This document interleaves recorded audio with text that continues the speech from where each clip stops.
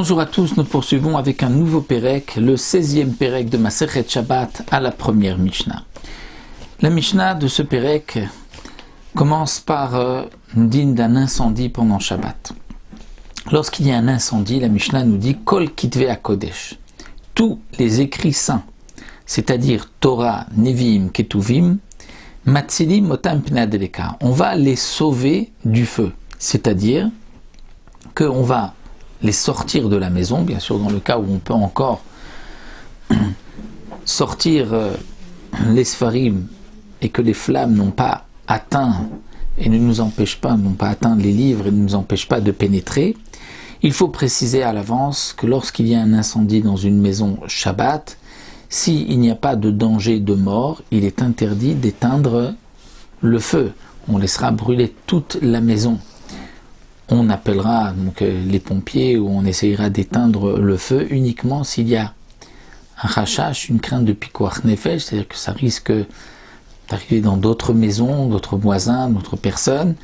Et là, il y a une crainte danger de mort, c'est là qu'on pourra éteindre le feu. Mais si c'est une maison qui va brûler et qui ne causera qu'un dégât matériel, mais il n'y a pas de danger de mort, il est interdit Shabbat d'éteindre le feu. On laisse la maison brûler.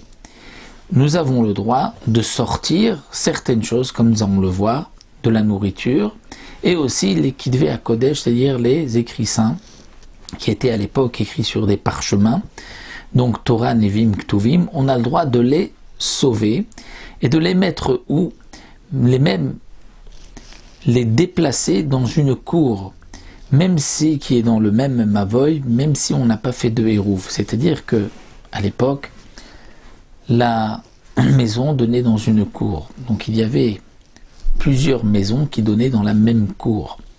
Il y avait plusieurs cours qui donnaient dans la même rue, la même impasse. L'impasse, c'est ce qu'on appelle le Maboy. Les cours, c'est Khatser, et les maisons qui donnent dans le Khatser, puisque le Khatser n'appartient pas à une seule personne, il y a plusieurs maison qui donne dans la cour, on ne pourra porter dans la cour que si on a fait un Hérouv tous ensemble, on s'est associé comme nous le verrons dans Masechet Hérouvin. De plus, de sortir, donc déplacer un objet donc de la maison vers la cour, on peut seulement s'il y a un Hérouv. Maintenant, de la cour vers une autre cour, en passant par le Mavoy, cette impasse, puisque c'est une impasse, c'est-à-dire que c'est fermé des trois côtés. Donc c'est un Reshuta Yachid Minatora, on pourrait normalement porter. Mais étant donné qu'il y a beaucoup de passages, beaucoup de monde qui ont leur cours vers cette impasse, les Chachamim ont interdit de porter tant qu'on ne fait pas un Hérouv entre tous les habitants de ceux qui ont donc une cour qui donne dans ce Mavoy. Donc là dans la Mishnah, le Chidouche est le suivant. C'est bien que, comme dit le Barthénora, on va sortir dans la cour, mais disons que dans la cour on ne peut pas vraiment sortir, il faut sortir dans une autre cour, il y a déjà, bien le feu risque d'atteindre aussi donc cet endroit où il faut le déplacer d'une autre cour et on n'a pas fait de Hérouv entre une cour et une autre. Minatora, on a le droit de sortir, de déplacer, puisque c'est comme un Reshut Hayachid, puisque le Mavoy c'est une impasse.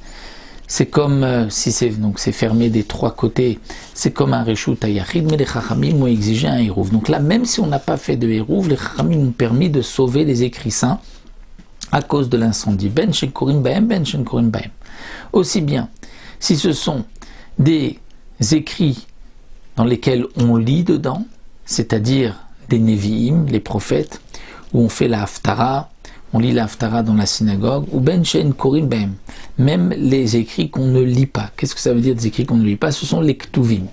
Les Ktuvim, il y avait à l'époque une interdiction, les Chachamim avaient interdit d'étudier les Ktuvim le Shabbat. Pourquoi? Parce que le Shabbat, étant donné que c'était le jour de repos, les gens avaient du temps pour venir écouter la dracha à la synagogue, et cette dracha qui était donnée, donc le cours qui était donné dans les synagogues, dans les lieux d'études, enseignait pas seulement donc les Ktuvim qui étaient des psukim, l'histoire de Moussar, mais les halachot, comment se conduire. Et donc les Chachamim ne voulaient pas que les gens restent chez eux, lire des Ktuvim, puisque les Ktuvim c'est très prenant, c'est très intéressant, et il risquait ensuite de ne pas venir au Beth Midrash écouter les lois de Issour Ve'eter, tout ce qui est permis, ce qui est interdit, qui est plus important, puisque l'on doit savoir comment agir, comment se conduire. Et donc c'est pour cela que les Chachamim ont interdit de lire les Ktuvim le jour de Shabbat, afin que l'on ne reste pas chez soi et qu'on sorte, qu'on aille écouter la dracha qui était donnée dans les maisons d'études. Donc tout écrit saint, que ce soit Nevim ou Ktuvim, qu'on ait le droit de lire ou qu'on ne lise pas dedans, on a le droit de les sauver, de les sortir, et donc même de transgresser un Issour Midirabanan puisqu'on n'a pas fait de Hérouv, mais attention, à condition que ce soit écrit donc en Lachon HaKodesh, en hébreu, et avec le Ktav Ashuri, c'est-à-dire le Ktav, l'écriture du Sefer Torah. Et la Mishnah vient nous dire, et bien que ils sont écrits en toute langue, et donc d'après certains, on ne pourra pas lire dedans, s'ils sont écrits dans d'autres langues, on ne les sauvera pas, malgré tout, attention, s'ils sont écrits dans d'autres langues, ils sont kadosh, il faudra les enterrer, Teunim Gneza.